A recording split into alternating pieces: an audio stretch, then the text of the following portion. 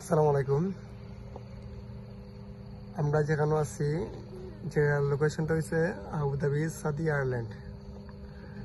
তো এখানে একটা ন্যাচারাল মিউজিয়াম ইন্টারন্যাশনাল। তো এই মিউজিয়ামের সবচেয়ে বড় যে বৈশিষ্ট্য, বিল্ডিংয়ের ডিজাইন বা নান্দনিক একটা স্থাপনা। সচরাচর আমরা পৃথিবীর মধ্যে অনেক রকমের বিল্ডিং দেখি, অনেক রকমই অনেক আধুনিকায়ন থাকে, তো এটাও তার ব্যতিক্রম না। আমার কাছে যে জিনিসটা একেবারে আনকমন আছে, এই যে আমরা বিল্ডিংয়ের যে অংশগুলো দেখতেছি, এগুলা প্রত্যেকটা অংশ বাইরে কোনো একটা জায়গার থেকে বা বাহার কান্ট্রির থেকে তৈরি করে আন্য এখানে জাস্ট সেট আপ করছে। আর সেট আপ করার পরে যখন পরিপূর্ণ শেষ হয়েছে, তখন এইরকম নান্দনিক ডিজাইনের অবস্থা তৈরি হয়েছে।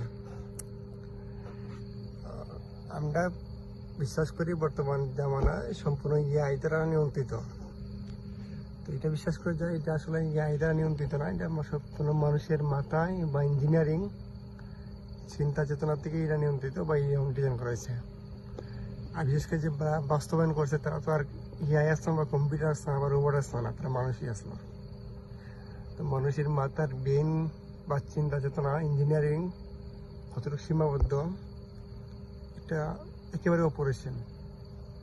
বাস্তবতায় একটা ডিকশনারির মতন।